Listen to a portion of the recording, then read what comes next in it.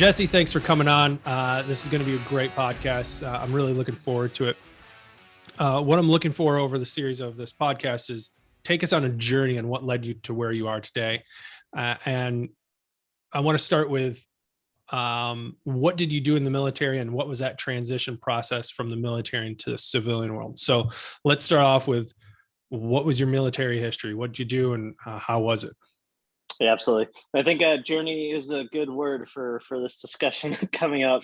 And I'll actually go a little bit before the military, just because I had a, not super odd, but somewhat distinct side where I had a professional career before going into the military. So before even enlisting, I got my bachelor's in economics. I was working at an investment bank in New York.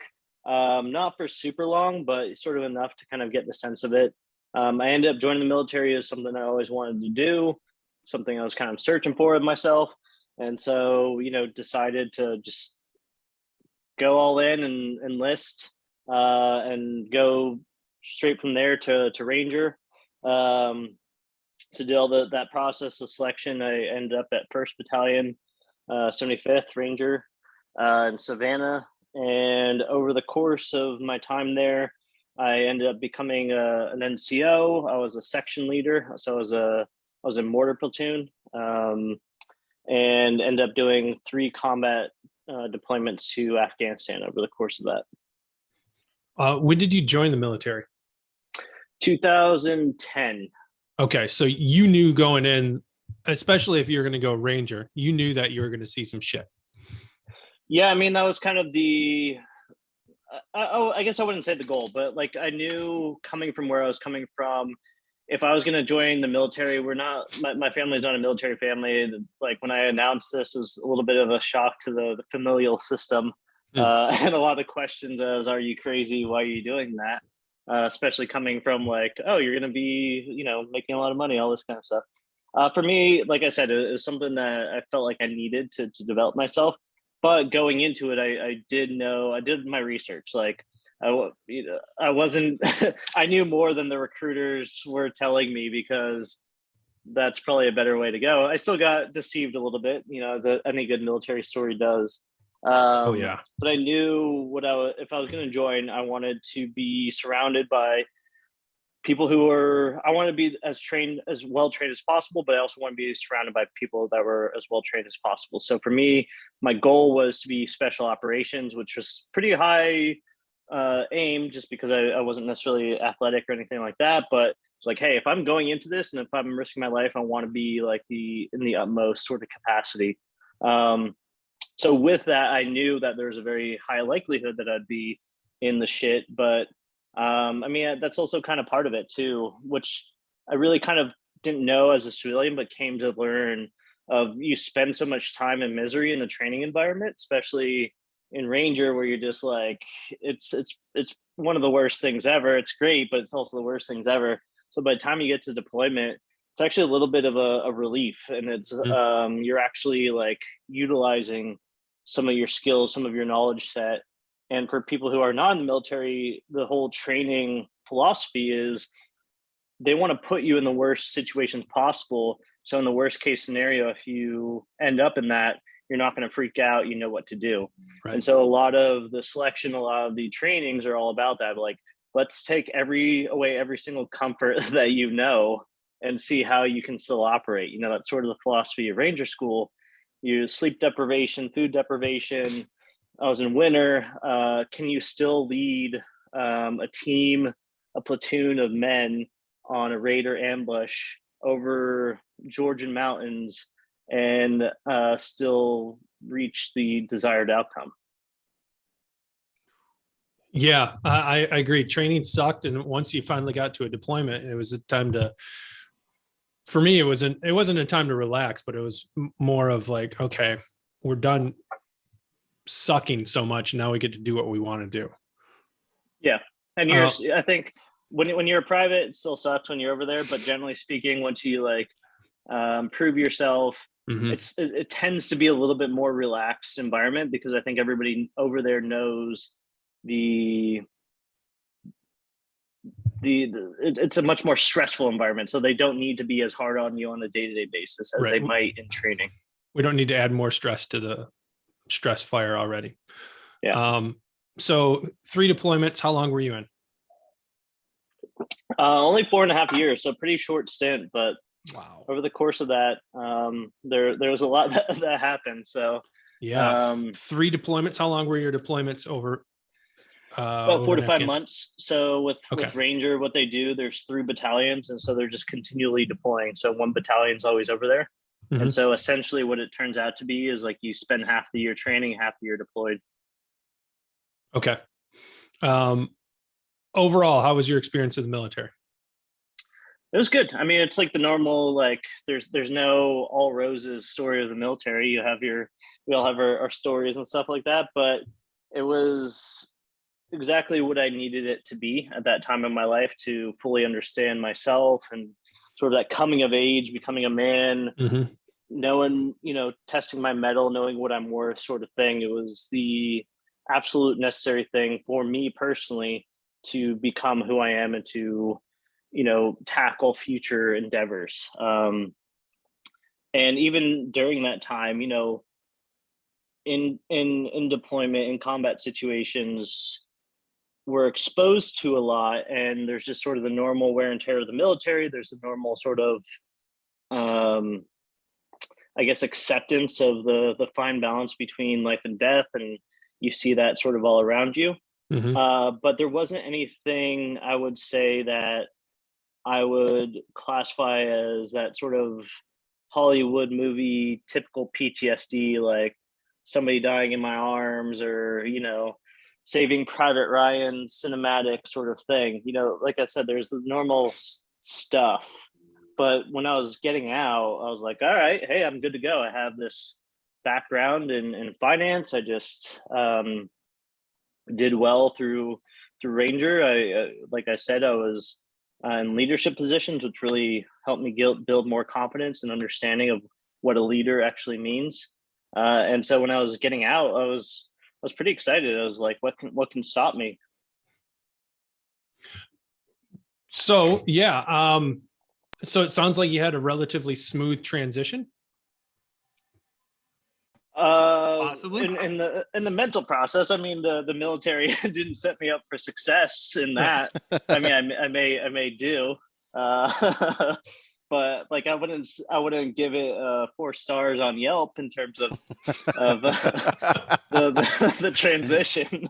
But like I was excited. Like it was, I ended up traveling just because I was free from the contract of the government. I had some money saved up. So yeah, I mean, I made it work. There's a lot of process. And I felt like, I mean, I guess we all feel somewhat untouchable after that, like going through those experiences and surviving. But I probably felt a little bit extra just because I was like, oh, well, I already did civilian life a little bit in the professional capacity, and this is going to be sort of a smooth, easy transition. I mean, one kind of hit a lot of headwinds with the VA. Kind of a long story short, I was applying for some disability, hurt my back, hurt some other stuff on the body along the way, and it took them over 2 years to even like get back to me. Yep. And then when they got back to me, it was sort of a laughing sort of affair kind of thing. There's all those kind of stories. I had to fill out a Freedom of Information Act for my own medical records, which I never thought I would have to do, which was always fun. But generally speaking, in terms of like professional and all that, I thought it was good. Traveled for a little bit. Didn't know what I wanted to do. Always had this idea of like, hey, I want to be an entrepreneur. I want to start business or go back to finance. Ended up in Tampa, Florida, and really hit some hard times. One, it was my own naivete of trying to start a few businesses or join like some fledgling businesses that didn't work out. And then I just found myself in this situation where one, I didn't have any money. Two, my original degree was kind of like not being as effective anymore as I thought it would. the ranger side of it was not as effective as I thought it was. Like, I thought I had this golden resume, and then I didn't know it then, but also some of these mental health issues, the combination of that work hard, play hard kind of ranger, any military personality, as well as some mental health issues, were really starting to affect my life. And it took some time before I admitted it, or realized it and then admitted it. Mm-hmm. What's in that part of the journey? Is there a point or a period, point of several months, or maybe sometimes people have very, very unique, specific stories, when you're just like, fuck, man, I don't know what to do next, but this is the bottom of it. I got to figure out a way out of this. So, I mean, fortunately, that was kind of the hard part, I think, for me. On the outside, if you saw my life, it'd probably be like, hey, he's doing really well, like had a good job, had good social networks, was doing my thing, was pretty good at not showing anything. It was really sort of the internal kind of issues. But on the other side too, if you really dug down deep in my life, you would see like, oh, that's not healthy behavior at all. Like showing up to work hungover, or having to have that bottle of beer to kind of calm the nerves before going in, missing work because of super anxiety, panic attacks, getting to the end of the week just super depressed and just like, what the fuck am I doing? Searching for love in all the wrong places kind of stuff, like going to a bar and trying to pick up girls, and like not understanding why those relationships didn't work. All the things on the outside, you're like, oh, this makes perfect sense. But when you're in it, you're just like, what am I doing wrong? Why am I not happy? Why is more drinking not making me more happy anymore? all the normal questions. And so I was fortunate that I had the red flags, but I think my experience is pretty similar to a lot of vets, where because we didn't have that emblematic trauma event, which is what we define PTSD as, we don't, one, from our ego, want to associate with PTSD, but two, we don't think we classify for that, right? Like going into that of, hey, I didn't have, this guy dying in my arms, or what my friends experienced in this deployment situation, I should be good to go, right? Like, they don't tell you that, one, just sort of the normal wear and tear of the military, just the shifting of your perspective of your mind, being on deployment, being in combat situations. For me, as a person who worked with mortars constantly, the physical effects on your brain, just the potential chemical exposure, as we're learning now, the surreal lifestyle, when you get out, the absence of purpose, the absence of community, the absence of just that machine that is the military, that points you in direction of what you're going to do every hour of the day for whatever period you're there. All that vanishes when you get out, right? And it doesn't matter how well the transition is, teaching you how to write a resume and buying you a suit doesn't transition you back into a civilian lifestyle. Yeah. And so people find themselves, and this is what I'm seeing now with the work of Heroic Hearts Project, is we come 1 foot in, 1 foot out. We're in the military world, and we're also trying to do our best in the civilian world. Yeah, you bring up a few beautiful points. First of all, the aspect of TBIs, which TBIs and toxic exposure is finally coming to light, which is awesome. And the other aspect of trauma, so many individuals are not in a combat role, have not seen the quote unquote shit, and still they're coming out with what they would be labeled as PTSD. So like, where did it come from? Over the years of me talking to veterans, it's very interesting that many of the veterans have PTSD or traumatic events from before the military. And the military is just the pressure cooker that just blew the top off and let everything loose. So it's great that other people, especially like you in your role, that are recognizing this, that you don't have to have your buddy die in your arms to have the downstream effects of trauma. The military is just a pressure cooker for that lovely kind of stuff. So it's really cool that you brought that up also.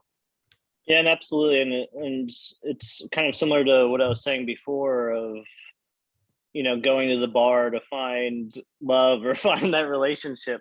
Your trauma begets more trauma, right? Like when you're in an unhappy spot, you don't attract healthy, put together people. You attract other people that are pretty messed up themselves.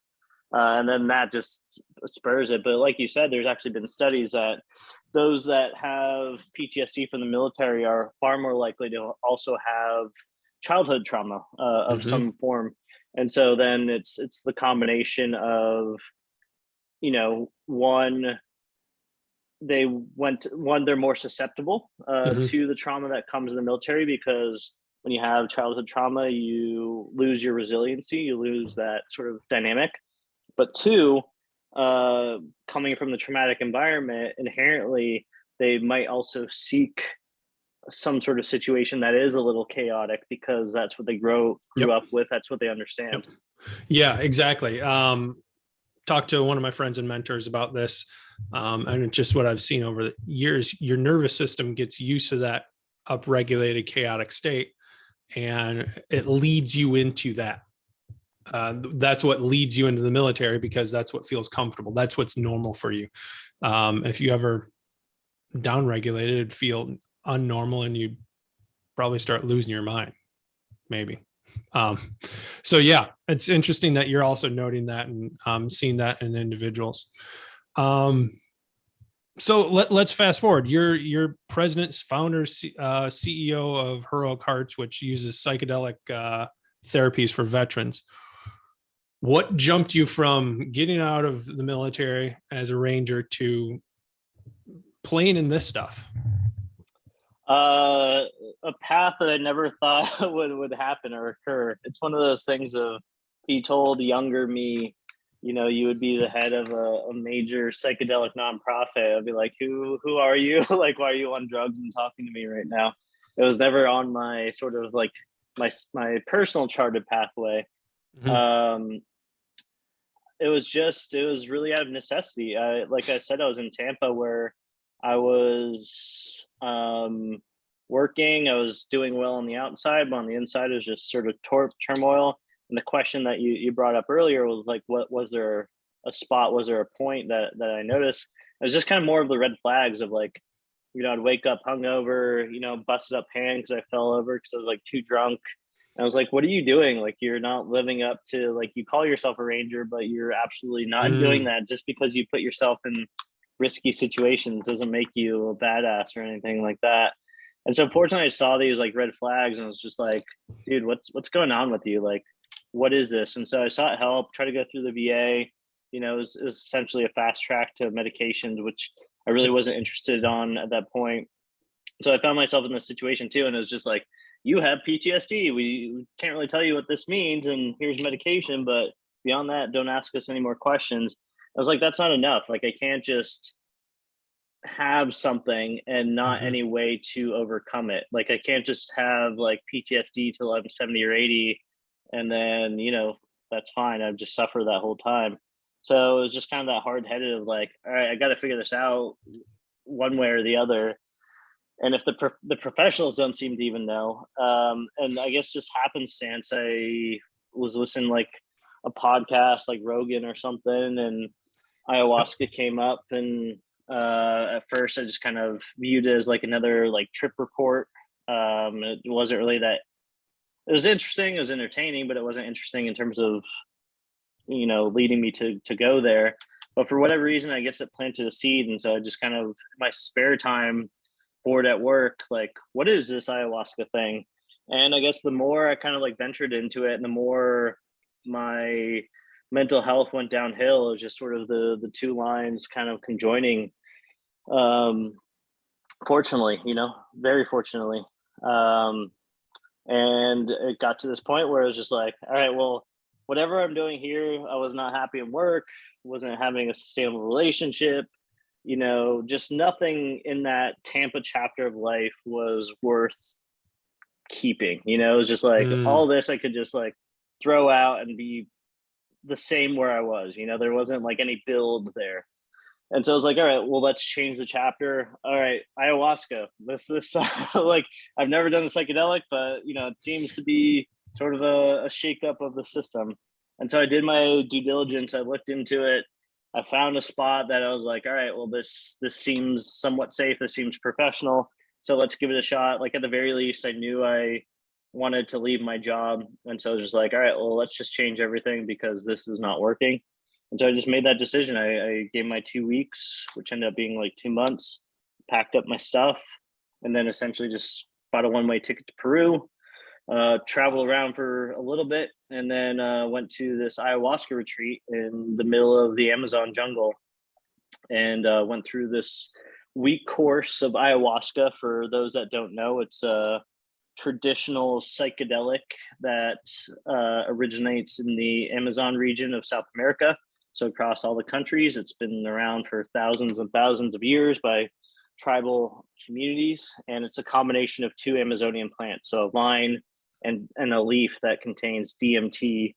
DMT is the sort of psychedelic chemical of it. And when you drink it, it's brewed up, distilled, brings this really thick drink.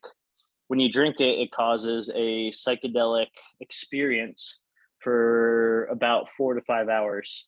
And it can be very intense. It has images, it has color, shapes, almost like a very super intense, unenjoyable, dreamlike state. For some people, it's amazing and very enjoyable.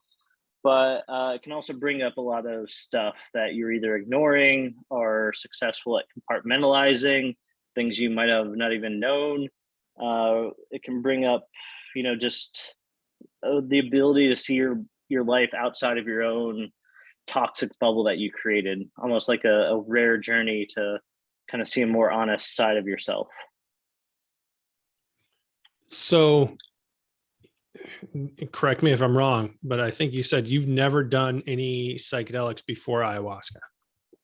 Yeah, I never even smoked pot before that. So Holy I shit. just went to the deep dive. Wow. You're the one of quite a few now individuals, veterans we've talked to that never done anything. And then ayahuasca is their first endeavor into the psychedelic therapy, which is ballsy. But I mean, It makes sense. It comes from your background as a ranger, door kicker, stuff like that.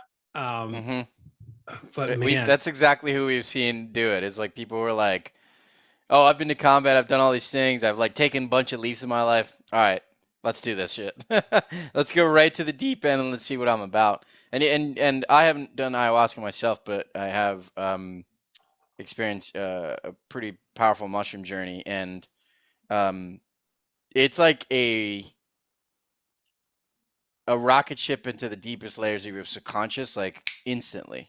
And you have no idea if you're not well versed in it, if you haven't explored your own subconscious, you have no idea how deep you can go and how many areas of your life you'll find expressions that you've either blocked yourself from, tried to hide from yourself, or somehow, like you were saying, compartmentalize them. And I imagine a lot of stuff came up for you in that first journey. Can you take us a little bit through that first experience? Yeah, absolutely. Us as veterans, especially, I think we're subject matter experts at compartmentalizing just because of the very nature of what we do. You cannot just like break down with reaction emotion based off of what you see, because that's going to get you yourself and other people in danger. As a Western culture in general, we're also not very well versed or very good at expressing emotion or expressing trauma. We just we do have a tend to like sweep it under the rug sort of mentality. So it's the combination of both of those things. And all of us as people, we to protect ourselves, especially when there's very traumatic events, we build these sort of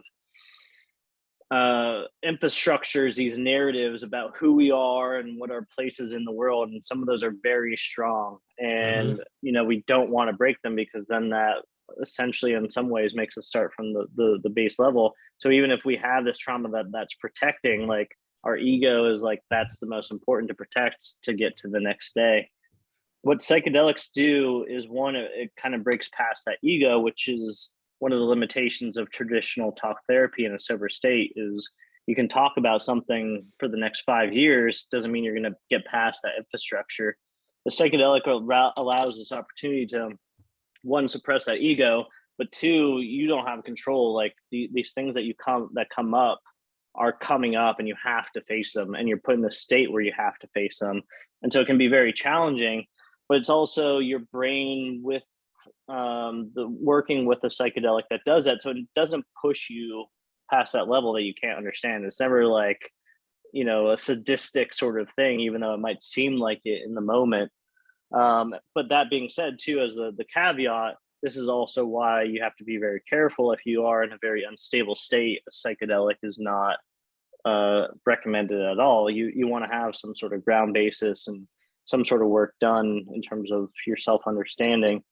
For me, and again, like, it's oftentimes our trauma, it's emotions not expressed or pent up things. And so they don't necessarily have words. They don't necessarily have images that we can understand or just relate to anything.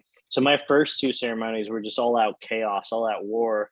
Really, just the pure expression, the pure purging of all this stuff I had been holding in and not exploring, not expressing, not doing anything with, just coming up. And so it was just completely uncomfortable, is sort of the modest term of it, but just like, what's going on? This is like, am I going insane? This is horrible. Just all out war.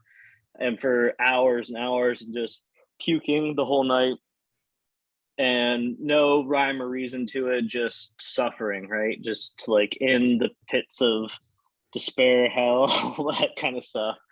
And I was just like, what's going on? What is this? But again, coming from that military background, when I first went into that, I think it did bring me respect to it. Like, it wasn't just this like happy-go-lucky trip of me getting high and me having fun. This was something that was worth my respect. This was something to contend with. It wasn't this, drugs are bad, like, it's just your escapism. This was something. There's a profoundness, there's a power to it that I don't still understand, but I knew it wasn't just like me getting high. And through the course of the week, the shift was through the process and through, it kind of depends on people's beliefs or how they interpret this. Some say the psychedelic teaches you, some say it's just your brain finally finding the pathway. But in an image sort of basis, going into this chaotic, all out hell landscape, there's a hand that pulled me out and then instantly pulled me into this sort of peaceful Zen-like state where even physiologically on the outside, I changed to where I was like sweating and not being able to stand still and just like puking all the time, to instantly calm, feeling a cool breeze on my cheek, heart rate going down, no longer sweating, just like at peace as you can be.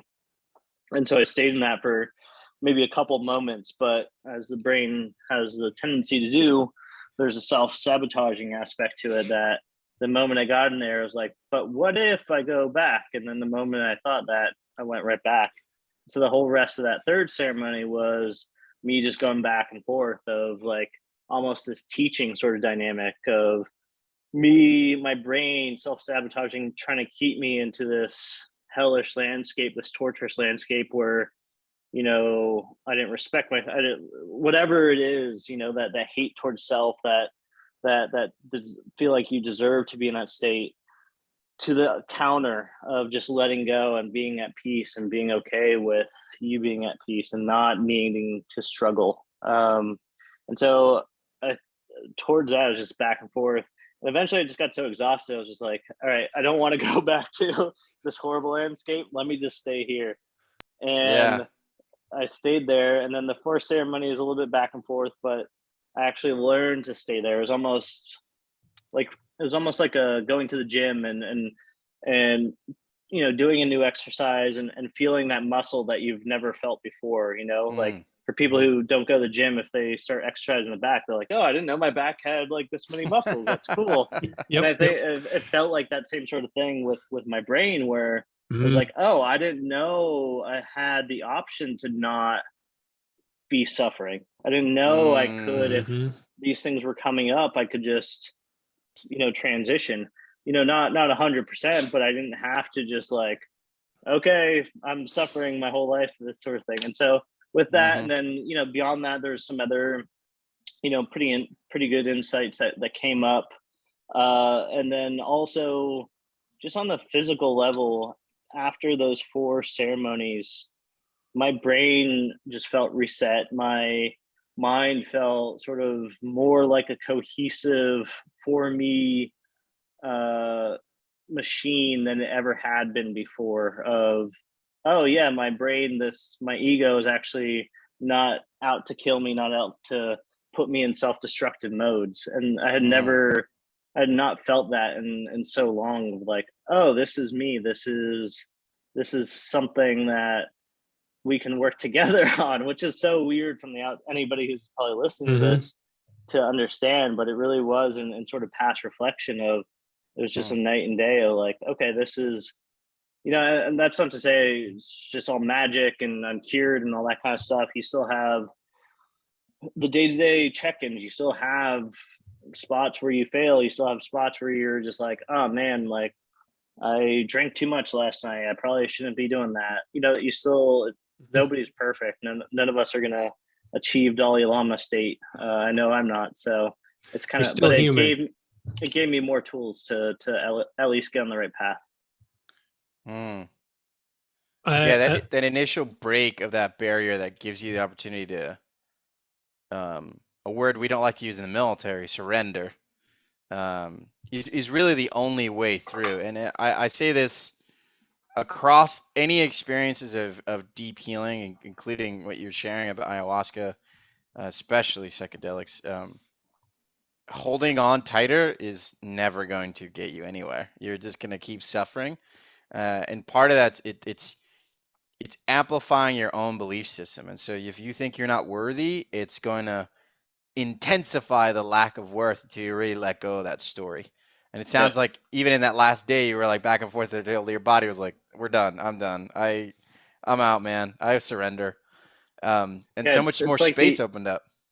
It's like the ultimate prolonged exposure therapy, like in prolonged exposure, they like, all right, tell the story again, and people are like, I don't want to talk about it. Whereas this is like, all right, you want to feel like you're a piece of shit? We will make you feel like you're a piece of shit for as long as you want. Let us know when you're done feeling like a piece of shit. Yeah. And in that situation, 5 minutes feels like an eternity. Yeah. Well, you lose sense of time, and that's the ultimate sort of thing. You're just like, I actually had that moment in round 2 where, it was like so miserable, what I would do in training or like, some sort of training where it's like, okay, well, I can make it for another minute. Okay, another minute passed. I can make it for another minute. I can take one more step, just that sort of like, and then eventually you get there. I was trying to do that and it was like, okay, I can make it for another 10 seconds. And then it just like zapped my perception of time. I was like, oh shit, I don't even have that anymore. Yeah, I love that you bring that up because, in the Marine Corps, we have a very similar kind of ethos. And this is part of why the paradigm shift between being in the military and becoming a fully, I would say, on the path to thriving, a human on the path to thriving, is that the baseline operation of whatever your machine isn't working anymore. The push to the next edge, the like hold it down because the people need you to keep it together for this event you're going to, or this deployment, or this thing in combat, or whatever. It's an operating system that it truly is going to continue to keep digging deeper and deeper holes. And obviously, as you're sharing, like, there's deeper parts of you already know that, and it's not working. And I'm glad that you share that, because a lot of the rhetoric out there in our culture, especially in the veteran community, continues to reinforce the same things we talked about when you first joined, or in those couple of years that you were in the military. You go, hey, yeah, that's valuable in that particular setting, in that moment.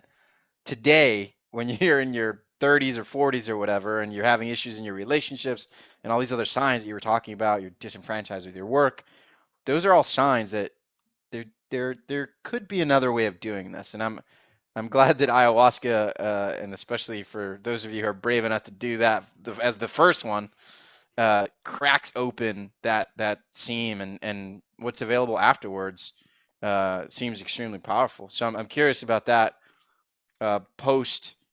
You said you had some clarity afterwards. What was that able to guide you towards? And how did you come back to doing what you're doing now?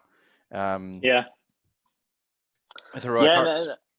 To what you're saying too, I think it's also how we view change and transition. I think, especially the military transition is like, let's give you a seminar, and boom, you're changed. And it's not any deeper than that. Like, you have to go through like PowerPoint slides, and like the chains, like you said, in programming is a good way to view it, because it's much deeper than just talking to somebody and having that. So the change afterwards is just, I came from that experience, and it was just like, what the hell happened to me? I just left my previous life, and so I was trying to figure out what was next, what was the next chapter for me, and I didn't really have any guidance. There wasn't, any sort of support system either, really. Just went through this like major monumental sort of experience, and it was just like kind of on your own to figure it out. There wasn't this talk of integration as there is now. Right. And so I kind of had to like stumble and figure it out for myself, but still kind of enjoying my temporary freedom, at least, of, getting out of the previous situation I was in, and just figuring out like what just changed in my brain, because it's not just all instantaneous. Sometimes you notice things down the line. But around that time, it was just sort of, hey, I stumbled onto something. This seemed to have helped me. These results seem to be lasting. I did some research and saw there was some scientific evidence behind it. Psychedelics really weren't as in vogue as they are now. Yep. There are some circles talking about it, but not to the extent that it's, on CNN or Fox News or whatever publication.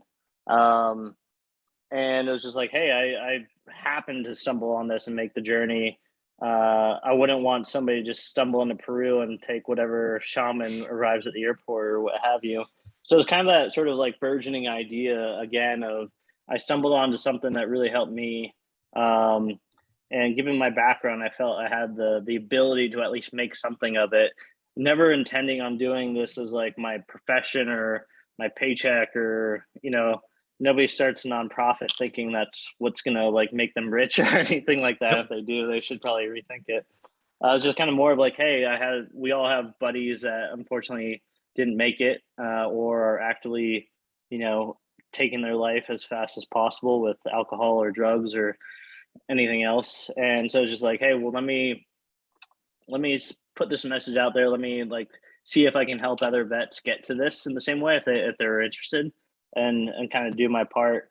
And the moment I just kind of put that out there and figured out how nonprofit works and everything, it just sort of took a life of its own. And it really was based off of what I was lacking, like, the preparation side of it, of like knowing what I'm getting into, having other veterans that can kind of speak the same language, the follow-up care, the integration, what we all talk about now, breath work, mindfulness, all these things are very important. If you just go to the retreat, you don't get that. The retreat itself can be very powerful, but it's only a piece of the puzzle.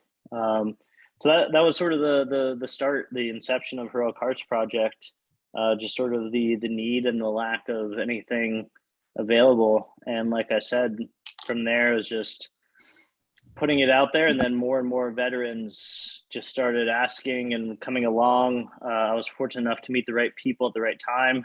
Still an uphill battle with everything of a nonprofit.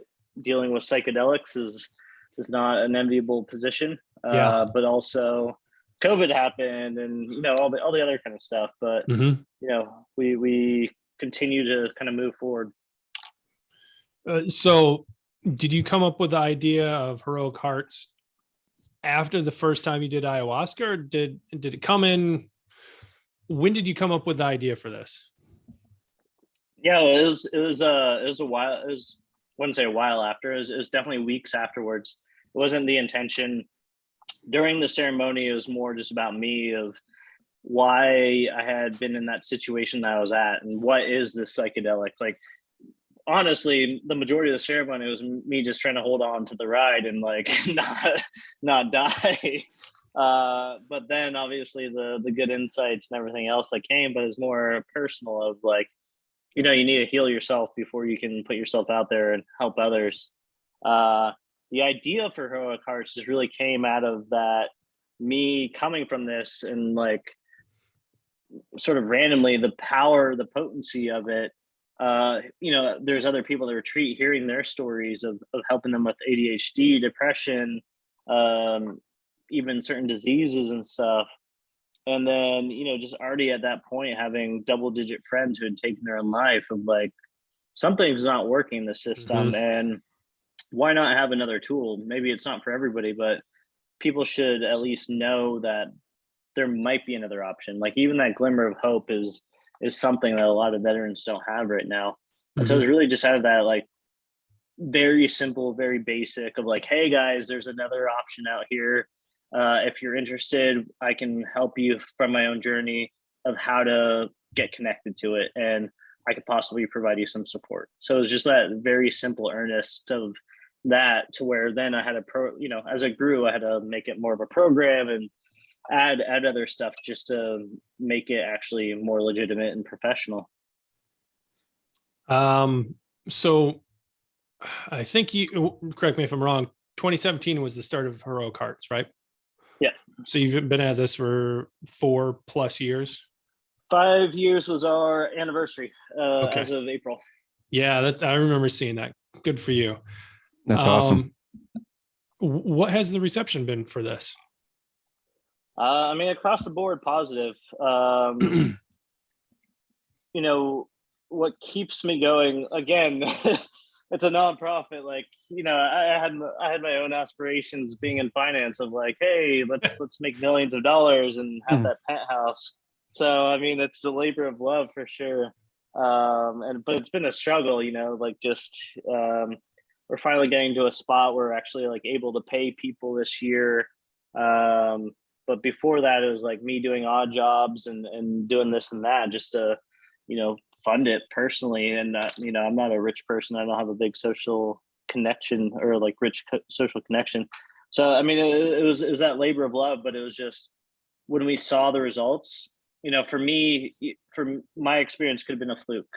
But then when we sent the first person, and then when we send the first group, and we started seeing this consistent results, and then when we formalize our program and start seeing even better results, and then anytime I go to a retreat, even to this day, it's like, okay, we have to keep doing this. Like the profound changes of people who have been in therapy for 10, 15 years, and then they finally see some sort of glimmer of light, of some sort of like, oh shit, that was a big breakthrough that I didn't think it was possible. Like, it just continues it on. It's the fuel for the car.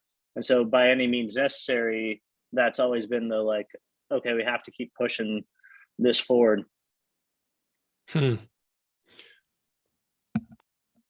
curious, as you're looking at, to zoom out just a little bit, as you started to get the word out and you started to bring people on board, what was it like in those early stages of connecting with donors and kind of figuring out the nonprofit world? I'm curious first about that, and then I'd love to pick your brain on,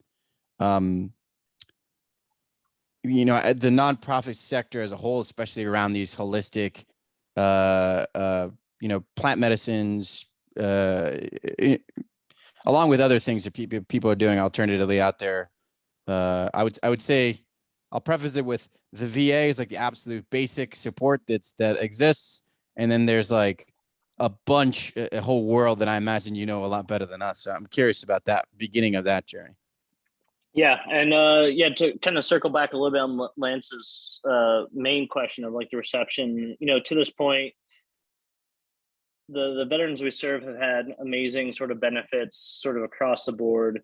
And it's just been clear too that, you know, there's a failure in the system. Just the amount of veterans every day that come seeking what we're doing is just the need, that demand of it, that it's there. So it's unfortunate that the system has come to that, to where, you know, the small nonprofit that's having to send veterans to other countries is, you know, holding up the mental health side of things. But on the side of what we do and the team do every day, it gives us motivation of like, hey, we're still needed, we're still wanted. I don't ever want to get into a situation where I'm just a bloated nonprofit for the sake of, you know, paying everybody's salary as opposed to actually doing good work.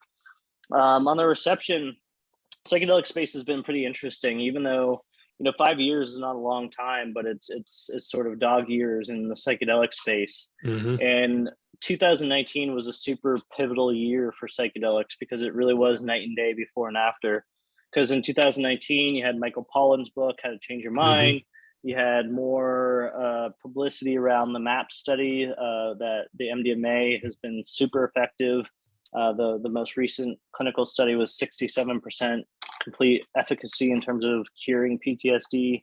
You had Johns Hopkins developing their psychedelic center. You had all these major names and institutions, professional researchers coming out in support of it. So it finally started to make psychedelics something that people could talk about. Before, it's still just very like, oh, psychedelics, don't say that too loud here. And so right. it really was that sort of pushing the car uphill. I mean, it still is, but a different degree, where I just, you know, and me not having my network is like local network, like friends and family that can donate $50, but not like billionaires, millionaires, or even thousandaires of anywhere. And so it really was just this like cold calling, emailing, proving myself not only to this other people in the psychedelic space, proving myself to the veteran space, proving the organization, the concept, and, you know, calling veteran nonprofits like, hey, we're doing this. And it was like, you're taking veterans to psychedelics in Peru and you want us to support you? How do you think this is going to go? You know? So there really was no end state to that. And so we just had to be creative. We had to figure out how to get attention here and there. And little by little, we kind of like chipped away. And, you know, from our own efforts and just sort of the nature of the rising tide of psychedelics gaining prominence, it really sort of helped us get to that spot. And since I think we were there before that sort of pivotal moment, I think it also gained us respect within the psychedelic community. Some of the old guard people, you know, saw that we're in it, not just to kind of like capture the fame and glory of you know, when things are popular, but that we were, you know, trying to do it. But also what we really try to do is do the best for the veterans, but then also respect the space, you know. And that's the important thing in psychedelics, is a lot of these, especially the like mushrooms or ayahuasca, they come from lineages, they come from tribes, they come from these people that have been doing this for a while. And so we always try to obviously like work with the community. We're not just trying to like exploit it, but also like preserve that, like teach the veterans of these lineages that this is coming from, and where the shared knowledge that these shamans are willing to bring to us to help the veterans. And so preserving that traditional, preserving that ceremonial side of it, I think is super important. You know, I don't want it just to, you know, I think it's good that there's certain dynamics of it coming to the clinic. And if people want to and go see a doctor and in the future take psilocybin, beautiful, that should be allowed for them. But I also think that we should also respect where this stuff comes from. And there should always be that pathway and that reverence for these traditional styles of doing it. What do you think opens up? I know I feel very similarly, but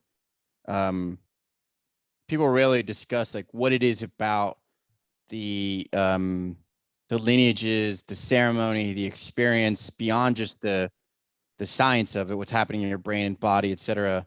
What is it about this, having this connection to the lineages, or having this deep respect for that do you think it brings to people, especially to you and to the veterans that have gone through it with you?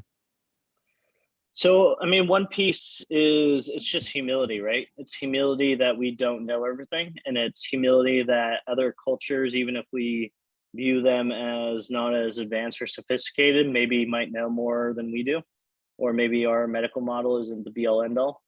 So it's on a personal basis going into a different setting and just allowing that you're with experts, even if you don't know why or you can't explain it. And so it's the humility and sort of that passiveness of like, hey, I don't need to control every single situation here. Beyond that, you know, in the Western world, we have sort of the medical model, scientific method, which is beautiful and it's really good at certain things. But again, we've kind of overemphasized that can explain every single ailment, and that's already shown a lot of weakness and failure. Mental health landscape, look at it; it's a pretty clear example that maybe we're missing some things. As humans, we are tribal, we are communal, we evolved, and so although these ceremonies maybe didn't go through the FDA process or the scientific method, they still evolved over hundreds, if not thousands of years. And like any other evolutionary period, it fine tunes and it makes it better and better to a reason why people pass it down. They wouldn't pass down something that kills 90% of people, right? that doesn't make sense for any sort of lineage. And so these things predate, obviously, the FDA. They predate, you know, our conception of Western medicine. Doesn't mean one's better than the other, and there's flaws and all. I'm not trying to romanticize it, but we do have to like take a step back and realize where these things come from. It wasn't just, you know, sort of the downgrading term of like, oh, jungle medicine, these people are unsophisticated, they don't know what they're doing. If you go to the jungle and some of these healers, these tribal healers, they can go through the forest and point out trees of what they do. You know, this one helps with the stomach, this one helps with headaches, this one's an antiseptic. That's actually where a lot of our common medicine came from. They just took out the chemical element of those trees, but it took these village elders to actually preserve the knowledge and lineage of all that kind of stuff. So again, it comes down to humility, but it also comes down to we are ingrained to have ceremony, communal sort of living, and the elements that ceremony brings. So we pass down information from the very early days through story, through through song and dance. If you look at any sort of native tradition, there's always these big ceremonies where people are singing, dancing, sharing. With healing, there's all these sort of elements that continue to be repeated even at diverse locations of the globe. And I think we've really lost sense of that as a culture. We do have certain ceremonies and traditions, but they tend to be very superficial. You know, they tend to be like, okay, we have to get married. What does that mean? Okay, we sign a contract with the government. Cool. Okay, hey, Lance, you're a man today. What does that mean? You get a cake. Cool. You know, we don't really have that. We have the benchmarks that we've gotten from previous societies, but we don't have the meaning, the significance. We don't have the communal support, you know? And I think that's what we have with the psychedelics changing sort of perspective. There's a big opportunity here to kind of bring that in. And I think from a military perspective, we tend to be more connected to that because there is more of a sense of ceremony and tradition in the military. We do things for a reason, except for the out processing. But like going into it and everything else, there is this thing that has been passed down, right? And so I think that's why it's so powerful, even if we can't quantify it on a medical model, even if we can't say, well, this song works really well for depression, but this song, that's not that great for depression. And this fire ceremony is good for anxiety. You know, that's never gonna like hash out, but that doesn't mean they're just as valuable, right? Yeah, and that kind of zooms it out too. With mental health, especially, we try to like bring it down to the finest element of like, what pill will change your brain chemistry enough to where you're just happy, but you're not happy just because of the serotonin in your brain. You're happy because of support, of community, of purpose, of all these things that a drug can never bring to your life. And so if you're just doing one without the other, you're going to get into the situation that we are in exactly right now. So, obviously not super surprising. While you're talking, a phrase came to mind for me that I quite often think about. It's the absence of evidence isn't the evidence of absence. Meaning just because we can't quantify it or measure it doesn't mean it's not effective. And a lot of what you're talking about, there's no way in our scientific method that we can measure it and say that this is effective. And it's tons of evidence showing that it's effective, which is very powerful. And then also along the same lines is these people, you said it's gone down through generations. They are going through the scientific process. They've made an observation that this is effective, and then they go back and they test it again and again and again and again, and it just passed down over generations. So they've run through the scientific process, just not our scientific process in the medical model. So it's great that you're bringing that up. Yeah, and I love that last piece about ceremony as well, that it ties together this process that's happening physiologically, emotionally, psychophysiologically. Like you're connecting a lot of these dots as the true reality of your body and your mind is that they're deeply interconnected. There's no such thing as a separate thing. And at the same time, bringing in the element of ceremony, bringing in tradition, allowing yourself to surrender to the experience, to trust someone else who is your guide to show you what's possible. That opens up, I think that in the actual experience of it, in the moment when you're in ceremony, is what enables you to open up and see all these areas within yourself while looking at it. So I think the ceremony brings you into this micro of the experience. It creates this, like, I mean, for many of us in the military, all the ceremonies that you did there, I mean, they're a little bit rigid back then. And for a healing ceremony is almost the complete opposite. It's the least rigid thing you can imagine, about self-exploration with a guide. And I find that connection to be really, really powerful. Yeah, absolutely. I mean, I would challenge anybody, like it's hard to approach right now unless you're in the right country, but if you go to any sort of ancient tradition, ceremony, religious chant, anything that there's like chanting, music, drums that has been passed down for a while with ceremony, and you go into it, like it's hard to not be like you would have to be like actively engaged to not be effective, or not to go into sort of a trance communal state. Like we're built for that. That's how we evolved. That's how we pass down information through these community circles. As much as we try to think that we're more advanced or evolved than our primitive roots, that's always going to come back. It always comes back to the simple stuff, and that's with the perfect test case was social media of like, okay, well, we can be connected, but not really connected. And it didn't really help us out, right? Like it made us more isolated. You can have 5,000 friends and be the most lonely person in the world, which is generally the case. But if you just have one or two friends that come visit your house, or you have a beer with, or something like that, that might be all you need. That in itself is the support system. We need community. We need human interaction.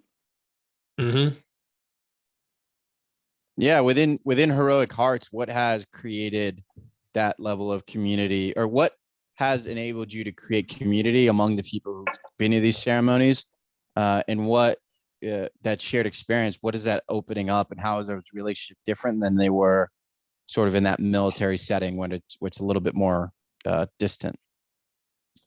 Yeah, so there's kind of two things there that's pretty interesting. So one, when they go to it, we generally do like small groups, like 10 to 12 people. And so like over the course of the week, bonds can form that are as strong as anything, just because it's such an intense experience, and you're so vulnerable and opened up. Like people form, I'm still on a WhatsApp group of the first retreat, and people are still responding to each other. And this was 5 years ago. So people who were absolute strangers before just over a week and still responding. We still have that. We always set that up with vets. Same sort of case. So like, hey, how's everybody doing? And so that's inherently built into it. One of the things the two things I was saying that was interesting is when you go to ceremony one, as I was saying before, when they get out of the military because of the shitty transition process, there's a lot of people that are still like 1 foot in, 1 foot out, kind of still in that combat or military. So that sort of reset that uniquely psychedelics can offer, I think helps them kind of transition to the next chapter, to the maybe civilian or whatever they consider themselves afterwards. But two, a lot of vets who kind of avoided being around other veteran circles for certain reasons, just the nature of it, find that they missed it. The positive sides of being around other vets, they're just like, oh, this is really awesome because these people understand me. We have the same sense of humor. They talk the same language. Sometimes people getting out of the military, especially if they have bad experiences, tend to avoid other vets like the plague. And we all have good examples of why. It can be somewhat of an obnoxious community in certain circles, but it's also our community. It's a unique experience that only a certain percentage of the population enjoy, and so being in these circles, they kind of rekindle like, oh, hey, like I actually do like being with other military. So it's kind of the two sides of like, getting rid of the bad side and sort of reincorporating with the good side of the military. But the missing piece, and you'll see this across the psychedelic world, is there's a lot of attention, excitement around psychedelics, and there should be, and it's about time, and hopefully it brings in research and a lot of money to it. That's absolutely what's necessary to change sort of the outdated policies. But with the excitement, that also brings on of like, hey, the psychedelics is the experience is the only thing. Like that's the magic pill. That's everything. Take psilocybin, and again, this kind of goes to the FDA process. Like, does psilocybin cure depression? Well, it cures parts of it, but not the whole thing. And so people kind of get stuck on that. What you're going to see in the psychedelic space in general is that's not enough. It needs to have this more holistic, and I know that's kind of a tricky term, but a more broad spectrum sort of approach to it, of like what happens after the retreat, who do you have to check into, who's holding you accountable, what other resources do you have. If you leave somebody going from psilocybin or ayahuasca retreat and they say, hey, I'm going to meditate every day, and they've never done it before, they're probably not going to meditate every day afterwards. They might try for a couple of days, but if they're in a community, if they have somebody holding them accountable, maybe you up those numbers. Or maybe you give them something else that's a little bit more approachable. So that's sort of the trick question, even for us. And, we're always sort of experimenting and seeing what can we do more. It's tricky because everything needs funding, everything needs financing. I know you guys are in the same sort of boat of like, what can we do to better serve veterans and get money for it, But I think once we reach a certain threshold of the beauty of, veteran landscape can be tricky, like you mentioned, John, and there's a lot of great organizations, there's a lot of not so great veteran organizations, but there are some very good, sincere ones. And I think the opportunity that psychedelics allows, people are finally paying attention, and people are finally open that, hey, we might not know everything, let's rethink this model. And I think that is a big opportunity to rebuild this ecosystem and build it better. And that will take all the nonprofits that are actually doing good work to work together to sort of figure out what different pieces, what different resources. There's always going to be some sort of competition, but it can always be healthy too. And I think that's the opportunity here, is like, even Heroic Hearts, we do what we do, and we try to do as best we can, but we're not the whole puzzle. We're just a piece there, right? And so who can we work with? How can we collaboratively do what we're doing and talk with other people to make a whole pipeline of support depending on the individual? Yeah, I love that you are already that last point about creating creating a naturally decentralized model where it's like, oh, that organization is working with MDMA, this organization is with psilocybin, this organization is taking people down to Peru, and it's a concept that most military members certainly don't grasp, because you have one machine, these are the resources, like that's what it is. And when you're out of the military, much like and for anyone else in the world, to notice and realize that there are many resources out there, and that each one of these communities are going to be a slightly different vibe, a slightly different energy, a slightly different leadership. And I commend you, Jesse, for walking the walk and being a guide to others, having gone through that experience, and doing it in a way that feels in alignment with your integrity. I mean, it's taken you 5 years to build it to a point where you're able to sustain yourself and pay others to be with you as well. And I think I imagine that in the space of psychedelics, especially as it's blowing up, there may be a tendency, like any entrepreneurial ventures or markets that are opening up, to like, whoa, like jet set and like, let's grow it as quickly as possible. And the truth of these medicines and the truth of any healing process is that any guide who's in this space needs to have climbed that mountain on their own already. And in order to reach back and say, hey, brother, I've been where you are, I can support you, you have to sit in that, sit in the capacity to speak from integrity. Like, I have walked those steps, and here is how I can do so. And I think it's really powerful that, looking at it from both perspectives, like, let's create the organizations that are out there, and let's also be in the space of each one of our leadership is in our integrity. So I imagine, to go back to the question about the nonprofit spaces that you've been in, veterans, I'm going to zoom out a bit, like veterans are, especially post 9/11, post I would say after Afghanistan, 2014, 15, like when I commissioned around that time, that people want to help. They're like, oh shit, we sent all these boys to war, and all of a sudden, like, they're having issues coming back and living their lives.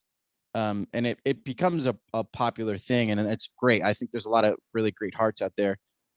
What have you found in the nonprofit space to be challenging? The things that have kind of surprised you about it, in a positive sense, and in some of the negative aspects of it, in navigating all these areas you've been doing for the last few years?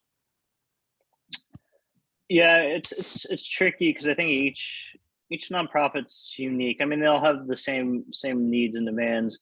I mean, this one's unique just because we are dealing with illegal substances. And so for people who are listening, we're not giving people illegal substances. We're helping them get to spots where it is legal and has these sort of traditions of it. But no matter what, it's like where traditional nonprofits might get a grant from Boeing or Bank of America. There's no way either of those companies are going to be associated with psychedelics, right? At this point, it will change. Right. So like the traditional like associations, and so even though it has changed since 19, there's still the stigmas, and then it's sort of a upping. So right now, the comfortability with even more traditional organizations is, okay, well, is this going to a clinical trial? Like, is this like with people in sterile lab coats and everything's controlled? Still this traditional. So it's still that sort of fight of getting people out of this dogmatic perception, which is very tricky. It's its own sort of fight, but dogmatic perspective of mental health, of what is legitimate treatment, of how do we ascertain legitimate treatment. So you're fighting many battlefronts at the same time. You're not only fighting the stigma around psychedelics, you're fighting sort of dogmatic perspectives of mental health in general, and validation of certain procedures and treatments. And the psychedelic industry is still very nascent, so there's just a lot of learning curve. So even if there is some funding here and there, it hasn't really developed to be sort of an efficient sort of method. And then the nonprofit space in general, what people don't tell you. So anybody considering doing nonprofit, it's sort of the veteran go-to of like, hey, I see this, and I fell into the same sort of thing. But I feel like unless you're like, consider if you're willing to push a car uphill for 3-4 years at the very least, and maybe you don't get paid, and maybe you don't get any thanks or anything like that. Not that that's what it's all about, but are you willing to do that? And when you're at your lowest low and you don't really like, what am I doing here? are you still willing to push forward? Unless you have that level of confidence in what you're doing, I'd say, maybe find some other avenues. There's other ways to help other people. There's a lot of nonprofits. Look out there. I'd say, just from a nonprofit standpoint, what I didn't really realize is that as with like businesses, there's certain nonprofits that are successful that don't necessarily do great jobs because they're better at marketing and selling themselves. And there's other nonprofits that do great jobs but aren't the most lucrative. And so you just have to kind of come into the understanding there's a very rare individual like leader, and I'm definitely not one. I'm kind of more of an operations person, not a great salesman. So this is always what I've struggled with, of like, I know we have a great product, and how do I sell that? That's just not my natural sort of mentality of going out there and getting the big checks. And so for me, it's been a humbling thing of like, okay, what am I lacking? Who can help me with this? But that's also sort of the interesting lesson I've learned of, you kind of see it in like politics and everything else, of like, sometimes the ones that get all the notoriety are not necessarily the best for the system or know exactly what they're doing. And so it's the nature of the beast, but that doesn't mean it detracts from what you're doing. It just means you have to figure out other ways, creative ways. It's always a challenge on yourself. It's not what's wrong with the market. It's what can you do better? Yeah. If you have a good product and it's not selling, it's not the product, it's the marketing. Yeah. Or it's your delusion that it's a good product. yeah. Well, yeah. I wasn't going to go there, but yeah, agreed. So where are you at right now with Heroic Hearts, and where are you planning to go? What do you imagine? What's on the next few pages of this progression on where you're going? Yeah, so fortunately, we're finally getting our good stride. We purposely went very slow at the beginning just to make sure we're dealing with serious things, so like people with PTSD and untested substances, and how to do it. Like the protocols that we've done were not developed. We had to figure all that out. So we wanted to purposely go slow to make sure we're doing no harm, just as much good as possible. But, especially in the past couple of years, we really are confident in our program and what we have to offer. And then money's starting to flow in a little bit more. We've fortunately developed a good name for ourselves, to where we, people, I think, trust that we are, one, legitimately trying to just do good for the space and also provide a good product. And so like finally getting into the stride with good members on the team and all that kind of stuff, and more regular retreats and protocols and training, bringing on new veterans as coaches, training them up. So building this sort of self-fulfilling ecosystem, which is beautiful to see in itself, of them not only helping people and healing people, but also empowering them to heal others, which is the be all end all. And so just kind of continue into that of like, we want to get to that sort of sustainable state where we're regularly doing retreats, have these offerings with other psychedelics as well, because each one offers, something different. And so kind of figuring out where the person's at, like what would be a better situation for them, as opposed to one size fits all solution. But beyond that, it kind of goes into the conversation that we were talking about before. It's not on us, nor would we ever be able to serve every single veteran that needs psychedelic care. We're not the VA. It's in the tens of thousands, if not hundreds of thousands, that could benefit from psychedelics potentially. And there's no way we're going to rise to that. And if we did rise to that, we'd be a completely different organization. Right. And, all things kind of go out. You kind of lose quality. I don't think the ayahuasca framework supports that in terms of sustainability and healers and all that kind of stuff. It would just be a disaster. But what we can do is, one, have this continual connection to it and always fine tune our product and keep an ear to the ground. But then two, do what we can to, one, connect to other organizations like your guy, like you both of you. But two, how can we help community? So not necessarily have a Heroic Hearts brick and mortar in every city near you, But if there is a local circle, depending on the laws, that like, hey, we're in Austin, we're in Tulsa, and we have a lot of veterans and they're looking for local access, how can we help them to empower them to form their own circle, to where we can help them figure out who is a good leader, who's trained in the local area, do proper intake, have proper coaching.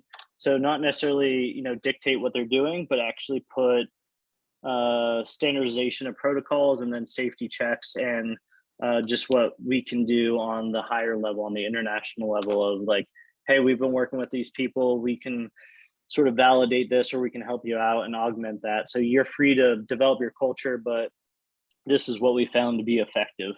And I think that, in terms of sustainability, in terms of local access, is the key to this. And again, we're talking about that decentralized model. It's not about us becoming, the wounded warrior of psychedelics, where we have a war chest of tens of millions of dollars, or I don't know, 100 millions now. That's not my goal. My goal is to, what can we do in this space, and then make it more, not automated, that's a bad word, but make it more consistent and empower local people to serve their own community. And in that way, again, it fills the ecosystem. When people go through it, they can become coaches, they can make some money here and there, they can have peer support, people can have access to more affordable means. The thing that people are not really talking about in the psychedelic space is, as effective as it is and as great as the results we've seen, from a traditional medical standpoint, it will be grossly unaffordable to the vast majority of Americans. Because if we look at therapy right now, and if you look at the insurance model, it is really heavy on, you go to the therapist, they prescribe you a medication, you might do some talk therapy, but they're really relying on the medication to resolve most of your problems. And if you talk to psychotherapists, a lot of them that can afford, or that have the clientele that can afford it, they don't even take insurance, because with insurance, it pushes them to lessen the actual amount of time with the patient, and more on the prescription side. You're looking at psychedelics, even on the small scale, these experiences on the small scale of ketamine last 2 to 3 hours, on MDMA, maybe 5 hours, or psilocybin 5-6 hours. And you're going to have at least one person there with a MAP study to have 2 people there. So now you're just adding up these costs. And for people who already couldn't afford mental health care, they're definitely not going to be able to afford that, right? And especially not follow-ups. And so it's great that that's going through.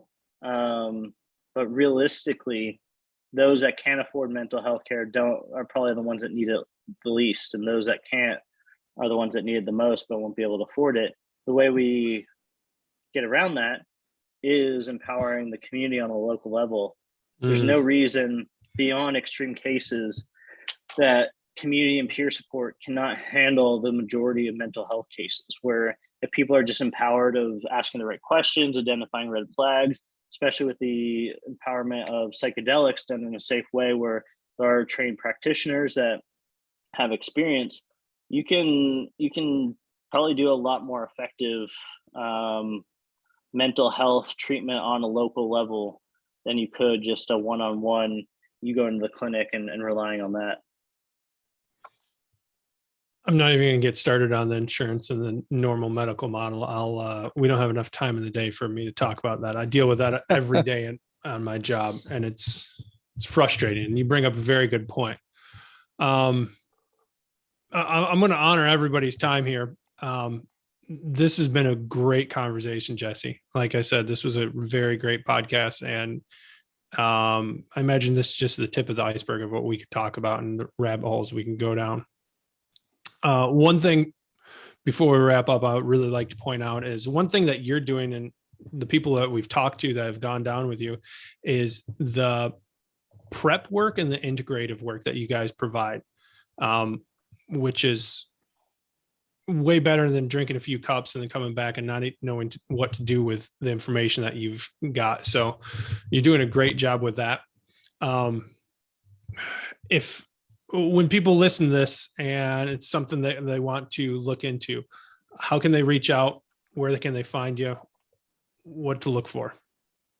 So Heroic Hearts Project, we're a 501c3 nonprofit. So our whole ability and existence is dependent on generosity and donations. So if you want to help and you're, aligned with what we're trying to do, donations is the best way for you to support. For veterans that are looking for support or looking to learn more, they can go to our website, heroicheartsproject.org, heroicheartsproject.org. On there, there's a lot of information. There's a FAQ. There's also a veteran application that if you're interested in going to one of these programs, majority is ayahuasca at this point, then you can go sign up. When we have retreats, we send out updates of like, hey, this is a retreat, this is where it's at. If it if it aligns with what you're able to do, then we start the intake process. So we're online, social media, mostly Instagram. So wherever you are, just check us out. And if you want to learn more or other ways to support, feel free to reach out. Very cool. I'm looking forward to this one coming out and seeing the reception that we get from it. Jesse, thanks again. Great pleasure. I really appreciate it. Yeah, mutual, guys. Appreciate you having me on. Thanks for what you guys are doing. Looking forward to continuing this relationship and being in this, cohabitating in this space together.